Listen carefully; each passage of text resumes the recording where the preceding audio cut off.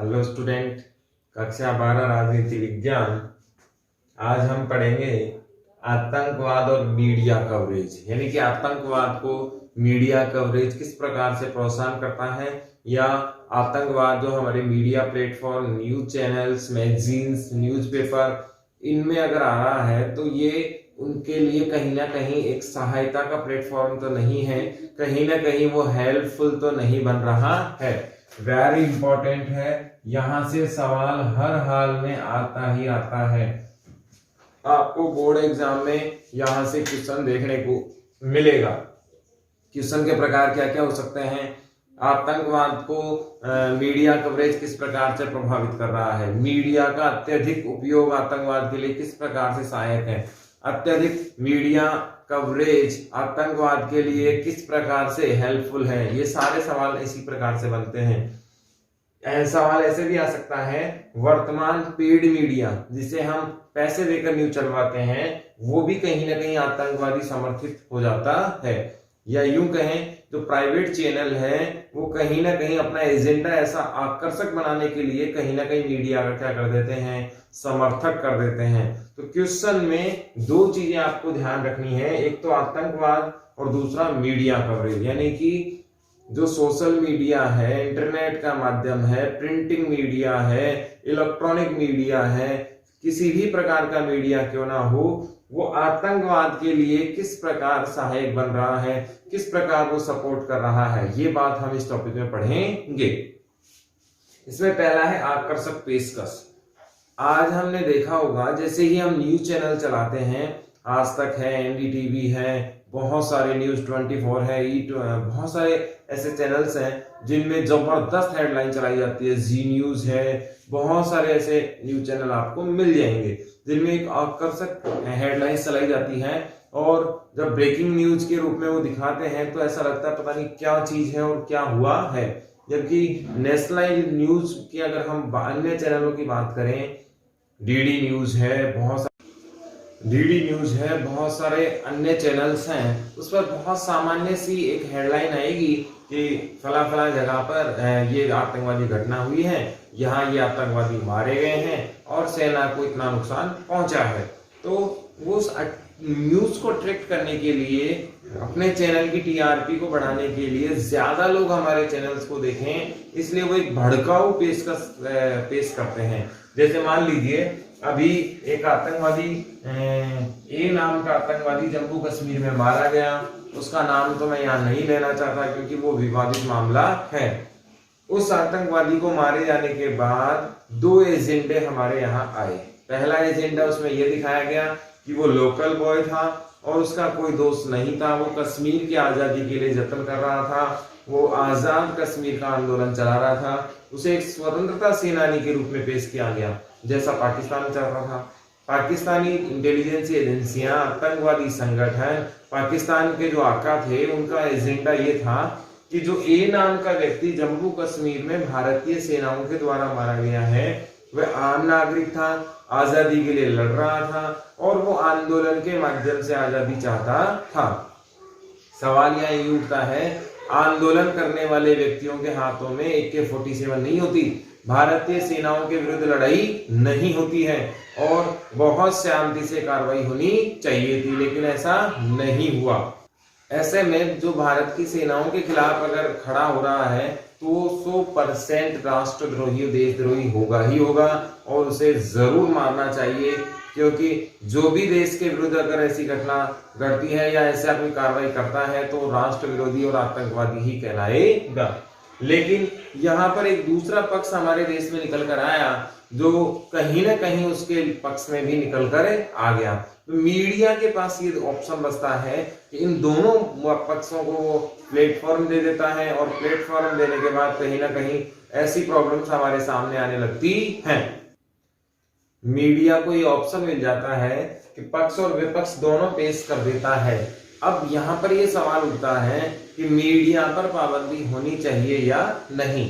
दोनों पक्ष, यानी कि आतंकवादी घटनाएं मेरे हिसाब से दिखानी ही नहीं चाहिए। आतंकवाद वास्तव में चाहता क्या है कि हमारे माध्यम से हम जो कार्य करें वो मीडिया के माध्यम से आम जनता तक पहुंचे, आम जनता में दहशत का माहौल हो, आम जनता में हमारे प्रति सिंपैथी हो, आम जनता हमारे बारे में विचार करे, आम जनता जो युवा है हमारे सहयोग में आए और हमारा जो एजेंडा है वो आगे बढ़े।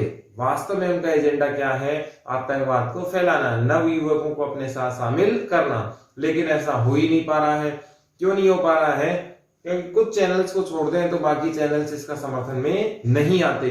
बहुत सारे चैनल्स ऐसे हैं जो कहीं ना कहीं ऐसी आवाज को समर्थन नहीं देते हैं, लेकिन अगर कुछ चैनल्स को छोड़ देते एक बड़ी श्रृंखला भी ऐसी है जो इनका समर्थन भी करती है। तो यहाँ पर जो हमारे यहाँ मीडिया के द्वारा आकर्षक कवरेज जो आतंकवाद को मिल रही है वो कहीं ना कहीं आम जनता की सहायता की बजाय आतंकवाद की सहायता क्या कर रही है? ज्यादा कर रही है। जैसे ही कोई टेररिस्ट अटैक होता है हम उसकी बहुत भयंकर तरीके से पेशकश करते हैं। मुंबई बम ब्लास्ट में एक न्यूज चैनल ने लाइव लोकेशन दिखा दी। मीडिया कवरेज इतनी भयंकर थी कि कहां कहां कौन कौन किस जगह उपस्थित है यहां तक उन्होंने दिखा दिया। इससे कहीं ना कहीं आतंकवादियों को सहायता ज्यादा पहुंची, क्योंकि उनके जो हैंडलर थे वो पाकिस्तान में वो न्यूज चैनल्स देख रहे थे और उन्होंने हमारे सैनिकों की पोजीशंस भी पता कर ली कि यहां से हम ये करने वाले हैं। तो मीडिया अत्यधिक एडवांस होना भी ज्यादा खतरनाक है। जैसे अमेरिका में है ऐसे लाइव ऑपरेशंस के न्यूज नहीं चलते हैं, तो एक ज्यादा अच्छी चीज है। चाइना है तो वो भी अपने लाइव एक्शन नहीं दिखाता है कहीं भी, लेकिन भारत में इस प्रकार का कोई प्रतिबंध नहीं है, जो एक गलत चीज है। अगर मीडिया का मूल कार्य है जनता को अवेयर करना, जनता को किसी भी दुर्घटना से बचाना, मीडिया दिखा तो इसी माध्यम से रहा है कि हम आपको सुरक्षित रखना चाहते हैं, हम जागरूकता लाना चाहते हैं, हम इनका विरोध पैदा करना चाहते हैं। लेकिन मीडिया की जो टीआरपी सिस्टम है, अपने चैनल्स को आगे बढ़ाने का जो सिस्टम है, उसमें ये कहीं ना कहीं जागरूकता वाला पॉइंट हट जाता है और मीडिया एक बहुत जबरदस्त प्रोपेगेंडा बनाता है। उसके अट्रैक्शन के कारण या उसकी न्यूज की जो रिपोर्ट होती है वो इस तरीके से ला देती है कि कहीं ना कहीं उसके जगह जो फायदा होना चाहिए था वो क्या हो जाता है? नुकसान में बदल जाता है। तकनीकी की सहायता। अब आप जानते हैं वर्तमान में युग में सोशल मीडिया का युग है। व्हाट्सएप, ट्विटर, वीचैट, बहुत सारे इंस्टा है, बहुत सारे ऐसे चैनल्स के माध्यम है, सोशल मीडिया के माध्यम है, जिनसे आप दुनिया में किसी भी जगह किसी भी व्यक्ति से बातचीत कर सकते हैं, कोई भी वीडियो सेट कर सकते हैं, आप कोई संदेश भेज सकते हैं और वो भी इनक्रिप्टेड। आप जानते हैं व्हाट्सएप के मैसेज डिकोड करना आसान नहीं होता यदि आपने सिक्योरिटी फीचर ऑन कर रखा है। तो ऐसे में सुरक्षा एजेंसियों के साथ भी एक बड़ी समस्या हो जाती है कि कौन क्या बात कर रहा है, ये एक बड़ा फैक्टर हो जाता है। तो कहीं ना कहीं ये तकनीकी है जो फुल्ली आजादी की बात हम लोग कर रहे हैं वो कहीं ना कहीं सही नहीं है। आप जानते हैं कि DU दिल्ली विश्वविद्यालय में ऐसे नारे लग रहे थे भारत विरोधी, तो ये भारत में ही संभव है। मीडिया इसके समर्थन में आता है। क्या आजादी नहीं है? ऐसी आजादी जिसमें भारत के टुकड़ों की बात की जा रही है, भारत को अलग करने की बात की जा रही है, काटने की बात की जा रही है, तो कहीं ना कहीं ये गलत चीज है। तो तकनीकी का दुरुपयोग भी यहाँ से कहीं ना कहीं हो रहा है, आतंकवाद के वो समर्थन में चला जाता है। कई बार आपने देखा होगा ऐसी भड़काऊ पोस्ट मीडिया पे डाल दी जाती है जिससे कहीं ना कहीं दो खेमे निकल कर आते हैं, एक उसके समर्थन वाले, एक उसके विपक्ष वाले। हमने भारत चीन युद्ध के समय बहुत अच्छे से देखा था कि कुछ पार्टियां चीन के समर्थन में जा रही थी। जैसे अभी वामपंथियों की बात करें, कम्युनिस्टों की बात करें, लेफ्ट की बात करें, तो ये चीन के समर्थित लोग हैं और ये कहीं ना कहीं आज भी चीन के समर्थन में उतरते हैं। साम्यवादी लोग साम्यवाद का समर्थन करते हैं, जबकि देश का साथ होना चाहिए था। यहाँ भी यही हो रहा है, कुछ लोग उसके समर्थन में आ जाते हैं, कुछ लोग विरोध में आ जाते हैं। तकनीक का ऐसा इस्तेमाल हम लोगों ने सर्जिकल स्ट्राइक के टाइम भी देखा। जब तक भारतीय सेनाओं ने सर्जिकल स्ट्राइक की तो भारत के कुछ राष्ट्रीय लेवल के नेताओं ने उस पर सवाल खड़े किए। इसका फायदा पाकिस्तान ने उठाया और वो जो भारत के जो बड़े लीडर थे उनका जो चयन था भाषा का, वो यूएनओ में भारत के विरुद्ध उसका इस्तेमाल किया। अब ये किसका दुरुपयोग है? मीडिया का ही एक प्रकार से आतंकवाद का समर्थन है। यदि भारत के नेताओं ने ऐसे कमेंट नहीं किए होते तो मीडिया अगर उन्हें नहीं दिखाता तो वो सेफ बच जाते और भारत पे कहीं ना कहीं अपना दावा कमजोर नहीं होता। तो कई बार तकनीकी हमारे लिए फायदे की ज्यादा नुकसान भी हो जाता है, क्योंकि पूरी दुनिया आज एक फेसबुक, ट्विटर, इंस्टा इनसे जुड़ी हुई है। एक दूसरे की अभिव्यक्ति की आजादी वहां सामने निकल कर आती है। घृणा की जगह सहिष्णुता। अब मीडिया कवरेज के माध्यम से दो प्रभाव पड़ते हैं। किसी भी घटना को देखने का एंगल अलग अलग होता है, जैसे उस व्यक्ति ने उसको किस एंगल से देखा है, क्योंकि हर घटना के दोनों पहलू होते हैं। जैसे मान लीजिए एक गवर्नमेंट किसी को खाना बहुत सस्ता दे रही है, कम दामों पर गेहूं बांट रही है, तो उसका एक एंगल हुआ गवर्नमेंट बहुत अच्छी है, सहिष्णुता को बढ़ा रही है, समाजवाद को बढ़ा रही है, और कहीं ना कहीं आम गरीब आदमी की गवर्नमेंट है। अब इसमें दूसरे एंगल वाले लोग हैं, वो ये सोच रहे हैं कि ये गवर्नमेंट निकारा है, हमारे टैक्स के पैसे का दुरुपयोग कर रही है, इसका मूल उद्देश्य विकास करना था उसको तो उसने छोड़ दिया। और ऐसे लोग जो खुद के बारे में नहीं सोच रहे, काम नहीं कर रहे, उनको बैठे ठाले निठल्ला बना रही है। तो एक ही पहलू के दो बातें निकलकर यहाँ पर आ गई। आतंकवाद वाले मामले में भी यही हुआ कि जब आतंकवादी घटनाएं इस प्रकार की दिखाई जाती हैं, उसमें कम एज के बच्चे आते हैं, उनको मारा जाता है, क्योंकि आतंकवादियों का तो अंतिम काम एक ही है कि उनका मर्डर होना ही होना है, भारतीय सेना उन्हें छोड़ने वाली नहीं है। तो ऐसी मीडिया कवरेज कई बार सिंपैथी का कारण बन जाती है। बहुत सारे वर्ग, समुदाय, जैसे एक एग्जांपल मैं आपको बताता हूं, ISIS, ये कहां का है? इराक और सीरिया का संगठन है, और यहां पर दुनिया भर से नवयुवक इसमें काम करने के लिए पहुंच गए। तो ये इस बात का प्रतीक है, इस बात की गारंटी है कि इनके प्रति घृणा की जगह क्या हो जाती है, कई बार सहिष्णुता हो जाती है, क्योंकि इनके जो भाषण होते हैं, इनकी जो लैंग्वेज होती है, इनकी जो कार्रवाई होती है, वो इस तरीके की आकर्षक होती है कि युवाओं को इस प्रकार की चीजें दिखाने की कोशिश करते हैं कि हम खतरे में हैं, हमारा समाज खतरे में है, हमारा धर्म खतरे में है। कुल मिला के कहा जाए तो हम इनसिक्योर हैं, और आपके बलिदान से हम लोग क्या हो सकते हैं? सिक्योर हो जाते हैं। तो ऐसी स्थिति में कहीं ना कहीं आतंकवादियों के प्रति घृणा की बजाय क्या हो जाती है? सिंपैथी हो जाती है। इसका एक उदाहरण मैं आपको बताता हूं, बुरहान वानी। बुरहान वानी जम्मू कश्मीर में भारत के आतंकवादियों में से एक नाम है, और भारतीय सेना ने इसको इसी जगह भेज दिया था। हुआ क्या? ये भारत की सेना के समझाने के बावजूद भी आतंकवादी समूह में शामिल हुआ, इसको ट्रैक किया गया, आतंकवादियों में बड़ा लीडर था, और भारतीय सेना ने इसको मार गिराया, क्योंकि हर आतंकवादी का एक ही अंतिम लक्ष्य है, भारत की सेना के द्वारा मरना। ऐसे में इनके जब इसे मारा गया तो इसके जनाजे में, या यूं कहें जब इसे दफनाने जा रहे थे, तो लाखों की भीड़ इकट्ठी हो गई थी। तो कहीं ना कहीं ये देखा जाए तो ये घृणा की जगह किसको लेकर आ रही है? सहिष्णुता को लेकर आ रही है, क्योंकि इनके जो आका थे, इनके जो समर्थक थे, इनके जो अनुयायी थे, उन्होंने इस प्रकार की बातें जनता के सामने फैलाई कि ये बच्चा था और आजादी के लिए ये लड़ रहा था और भारतीय सेना गलत है। इस प्रकार के प्रोपेगेंडा उन्होंने किया, और इन चीजों को मीडिया ने कवरेज कर दिया, तो उससे और ज्यादा सहिष्णुता फैली।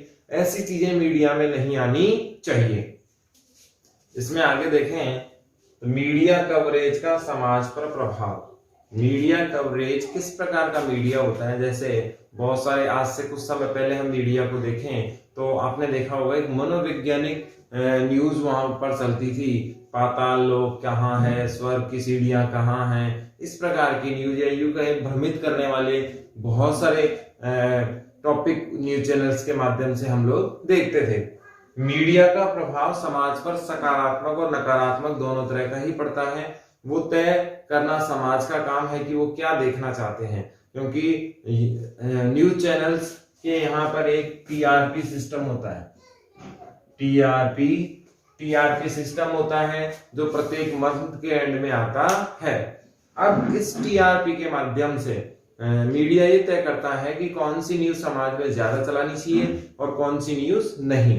होता क्या है, वास्तव में जब मीडिया में खबरें चलाई जाती हैं तो उसकी एक रिपोर्ट आती है कि कौन सा चैनल, न्यूज चैनल किस समय ज्यादा देखा गया और उस समय उस न्यूज की कवरेज एरिया क्या था।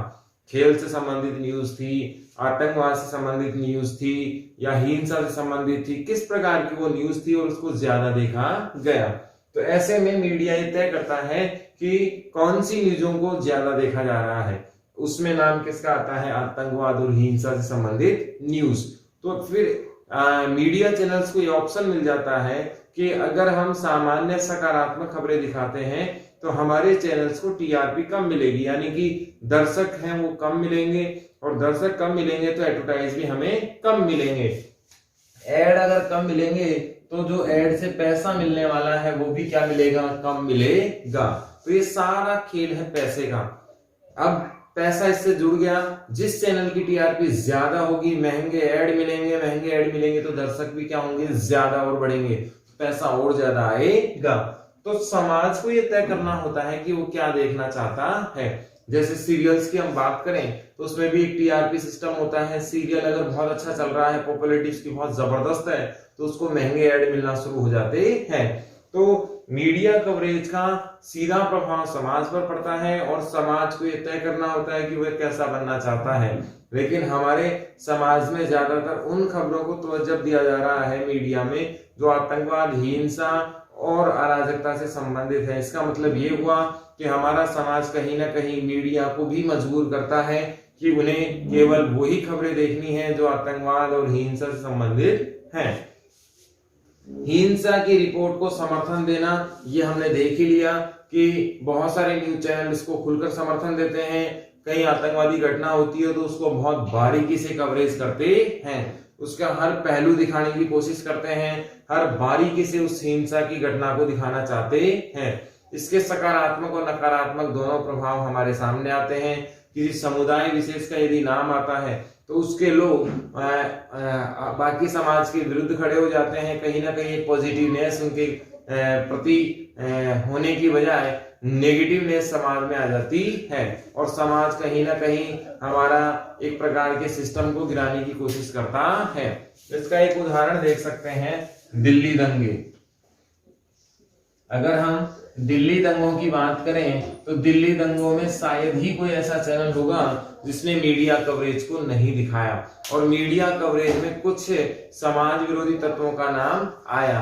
अब ऐसे में समाज में दो धड़े बन गए। मीडिया कवरेज में कुछ लोग आपत्ति दर्ज करा रहे थे कि किसी समाज विशेष का नाम नहीं आना चाहिए। अगर समाज विशेष का नाम आया है तो बाकी लोग विरोध में खड़े हो जाएंगे। कहीं ना कहीं देखा जाए तो ये एक प्रकार से आतंकवाद का क्या है, समर्थन ही है। भय व्याप्त होता है। हम जानते हैं कि जैसे कोई भी कहीं भी पूरी दुनिया में किसी भी जगह हिंसक घटना हुई तो इसका प्रभाव पूरी दुनिया में होता है। जैसे एक बार फुटबॉल के मैदान में बम ब्लास्ट हुए थे, एक प्रकार से हम देखें एयरपोर्ट पे बम ब्लास्ट हुए थे, प्लेन हाईजैक होते हैं। तो ऐसी स्थिति में हम वो घटना हमारे ऊपर जोड़कर देखते हैं। आम आदमी जब बाहर निकलता है तो वो सोचता है कि ऐसी घटना मेरे साथ तो कहीं नहीं हो जाएगी। इसका प्रमुख उदाहरण जयपुर बम ब्लास्ट भी है। तो जयपुर की प्रमुख जगहों पर बम ब्लास्ट हुए थे, उससे हमें भी ऐसा लगता है कि कहीं भीड़ भाड़ में ऐसी कोई घटना तो नहीं हो जाएगी। इसका जो आतंकवाद का जो उद्देश्य है वो क्या है, भय व्याप्त करना, आम जनता में दहशत का माहौल स्थापित करना है। वो किस प्रकार से होगा, वो मीडिया के माध्यम से होगा, सोशल मीडिया के माध्यम से होगा। आपने देखा होगा ISIS ने अमेरिका के सैनिकों का सर काटते हुए वीडियो अपलोड किए थे और वो सर भी इतने भयंकर तरीके से काटे गए थे कि आम आदमी उस वीडियो को देख नहीं सकता, इतना खतरनाक वो वीडियो था। वीडियो कहाँ का था, इराक और सीरिया के जो लड़ाके थे, आतंकवादी थे, उनका था और अमेरिका के सैनिकों पर प्रेशर बनाने के लिए कि यदि आप हमारे खिलाफ कार्रवाई करेंगे तो हम भी आपके खिलाफ इस प्रकार की कार्रवाई करने वाले हैं। और जो अमेरिका के सैनिकों को उन्होंने पकड़ा, उसके बाद इतनी बुरी तरीके से उनका नरसंहार किया, तो इससे क्या हुआ, भय व्याप्त हुआ। कि बाकी जो सैनिक हैं या तो वो यहाँ पर आए ही नहीं, और यदि आए तो हमारे खिलाफ कार्रवाई करने से डरे। आम जनता में उनकी दहशत स्थापित करना, आम जनता समाज में उनके विरुद्ध कोई खड़ा नहीं हो, इसीलिए ऐसी गतिविधियां की जाती हैं। जैसे भारतीय सेना के सैनिकों का सर काटना इसी का एक भाग है, ताकि आम युवा वर्ग है, आम जो युवा सैनिक है वो बॉर्डर पे आने से कतराए। लेकिन भारतीय सेना के जवान किसी से डरने वाले नहीं हैं। मीडिया भाव शून्यता को बढ़ाता है। अब ऐसे में क्या होता है कि बहुत बार हमने देखा है मीडिया का काम है हमें जागरूक बनाना, अवेयरनेस स्थापित करना। कहीं भी कोई जगह है, सुनसान इलाका है या यूं कहीं पब्लिक पैलेस है, वहां पर कोई अगर वस्तु है तो उसे नहीं छूना चाहिए। किसी भी प्रकार की आतंकवादी एक्टिविटीज अगर हमें नजर आती है, संदिग्ध व्यक्ति यदि नजर आता है तो उसकी सूचना पुलिस को देना। समाज के एक जागरूक नागरिक के रूप में किसी पर भी भरोसा इतना ज्यादा ना करना। ऐसी गतिविधियां जिनसे समाज को नुकसान पहुंच सकता है उनमें शामिल ना होना। सोशल मीडिया पर गलत और भ्रामक प्रचार को सहायता ना देना। ये सारी चीजें मीडिया के जरिए आम जनता की सहायता करने से जुड़ी हुई हैं, समाज की सहायता करने से जुड़ी हुई है। लेकिन कई बार हमने देखा है कि मीडिया की बार बार कोशिश की जाती है, एक ही एक चीज को यदि हम दिखाते जाते हैं, चाहे वो समाज के हित की ही क्यों ना हो, तो मीडिया के कारण आम जनता में उस न्यूज को लेकर फीलिंग्स नहीं होती हैं, उस चीज को लेकर उनके अंदर कोई एक्टिविटी बसती ही नहीं है। एक प्रकार से कहें उस चीज को लेकर वो भाव शून्य हो जाते हैं, उनके अंदर उस चीज के प्रति कोई सकारात्मक नकारात्मकता होती ही नहीं है। इसका फायदा आतंकवादी उठाते हैं। अब वो जानते हैं कि समाज में इन चीजों से लेने देने वाला कोई है नहीं, अब उनका रास्ता साफ हो जाता है। जैसे मान लीजिए बहुत बार आपने देखा कि कोई वस्तु संदिग्ध है और आपके कहने पर भी, मीडिया के कहने पर भी, बार बार कहने पर सब जनता के पास वो मैसेज पहुंच भी गया, लेकिन एक ही चीज को रिपीट करने के कारण जनता उस पर ध्यान नहीं देती है। ऐसी स्थिति में आतंकवादी बहुत ज्यादा इजी वे में काम करने लग जाते हैं, क्योंकि भाव शून्यता का वो क्या उठाते हैं, फायदा उठाते हैं। बंदी व्यक्ति के लिए जान का खतरा। यदि आतंकवादियों ने किसी व्यक्ति को पकड़ा है तो ऐसी स्थिति में उसके पक्ष में या विपक्ष में बोलना शुरू किया, मीडिया ने उसको कवर करना शुरू किया, तो फिर वो एक बड़ा प्रोपेगेंडा के तहत मामला आ जाता है और उस व्यक्ति की जान को खतरा हो सकता है। ऐसी स्थिति में भी मीडिया किसी भी प्रकार से ऐसे व्यक्ति की सहायता नहीं कर सकता। सहायता करने के लिए सशस्त्र बल और हमारी सेना ही है। तो ये सारे कारण हैं मीडिया और आतंकवाद से संबंधित, कि मीडिया किस प्रकार से आतंकवाद को एक प्रकार से ना चाहते हुए भी हेल्पफुल है, ना चाहते हुए भी सहायता कर रहा है। ऐसे में इसको कहीं ना कहीं मीडिया को भी सोचना चाहिए और समाज को भी सोचना चाहिए।